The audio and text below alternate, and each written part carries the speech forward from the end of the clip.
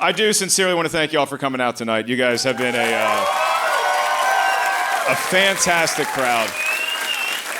And really, this was the exact scenario that me and every other comedian was envisioning when we were in lockdown and we couldn't perform in front of you all night after night. And you just think, when am I going to get back here? Because when the lockdown started, I actually was in Vegas and I had to scramble to get a flight home. So when you're scrambling to get a flight home, what airline do you use?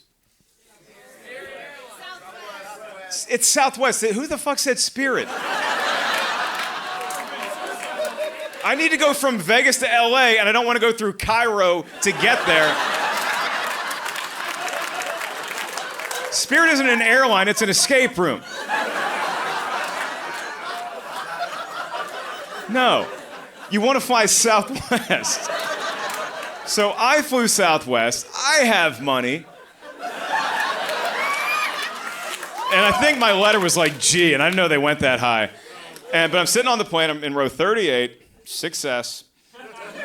And I'll never forget as long as I live, like 15 rows ahead of me, a guy sneezed. And for the first time in my life, nobody blessed him. Not one of the 3 nuns sitting right behind him blessed him. And it was weird, it was like a good sneeze too. It was like that old man sneeze, that aha! Like they're really sick or they just found treasure. Aha! So he sneezed once, nobody blessed him, we all got silent. He sneezed again, and we murdered him. He's dead. And that story warms my heart for 2 reasons. 1, I got to kill a guy. And 2, a couple months ago, I got to go back to Vegas for the first time since the pandemic, and I got to work there. And it was awesome because Vegas was back and people were gambling and restaurants were full and it was awesome. And I was reminded that there is a fantasy to doing stand-up that is not the reality. There's a difference. You have your fantasy of what you think the job is and then the reality of what the gig actually is. So the fantasy of stand-up is that you're going to go on the road and you're going to entertain audiences and you're going to make a bunch of beautiful women laugh. And then one of them is going to come back to your hotel room with you and you make love all night long. Hasn't happened yet. But I've only been doing this 17 years, so there's still time. The reality is you go on the road, you make a bunch of beautiful women laugh, and then you go back to your hotel room alone, and the sex is always happening right next door. I've heard a lot of people have sex. And it's fun now.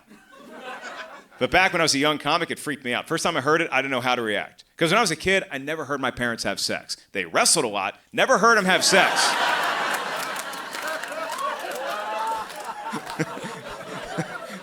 Occasionally you see dad take a leak in the middle of the night. Why is he wearing a cape? You know what? He's a wrestler. That's what I'm going with. So first time I was on the road and I had it, I was doing a gig somewhere in the Midwest and like the painting on my wall was vibrating. And what do you do in that situation? Do you call the front desk and complain? Do you ride it out? I was like, look, I'm gonna give them 10 minutes. And then I came. So I'm like, oh boy. This escalated quickly. So then you just wait another 10 minutes and you bang on the wall. Hey, I'm ready to try again. Sorry about that. First timer. But now I'm a pro. I'm good. Best time I ever heard other people have sex, which is a great way to start a conversation at a dinner party. Best time I ever heard other people have sex, San Diego Comic-Con, 2018. Oh, what a time it was. And it was so beautiful because it was nerds doing it. You know? And like, the misconception about us nerds is that we don't have sex. That's not true. We don't have a lot. But when we do, you ever see a raccoon eat a filet mignon? It's not gonna last long, but man, you'll remember that the rest of your life. So I'm in my hotel room, it's Saturday night, 3 a.m., I'm about to pass out. I hear the door next to me close. And by this point in my career, I know the difference between like one person and like an excited couple. This was the latter. So these people get back to their room, and the first thing that turned me on that they might be doing something lovemaking like was not the sounds of passion. First thing I heard, music. I heard the faint strains of a classic John Williams theme song. These people got home from being at Comic-Con all day, eating hot dogs, reading comic books, and they said, tonight's the night that we make love to Jurassic Park. Yeah. You know, I got out of bed and opened a beer. I was like, this is gonna be fun. I'm yelling lines from the movie. Hold on to your butts. Use a condom. Life finds a way. And I knew it was getting good. I knew one of them was about to have the moment because it was loud, the music was swelling. On my nightstand, I had a glass of water, and it started to ripple. And I tell you that story not to embarrass anybody. No, if you're in LA for the weekend, if you're going on a trip soon with your significant other, I want you to get in a hotel and have the loudest, most boisterous sex of your entire life. I just want you to realize we can hear you too. So make it fun for everyone. All right? Yell out something that's gonna make me laugh. Yahtzee always works. Go board game with it. You sunk my battleship. I'm a nerd, so whenever I climax, I say, Chewie, we're home. Make it competitive, and you're winner!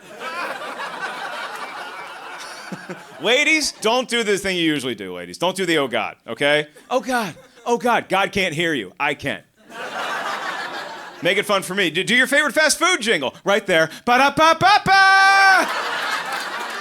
Go political. Epstein was murdered! Make it historical. Oh, right there, right there. Sic Semper Tyrannis! My name is Mark Ellis. Thank you guys so much.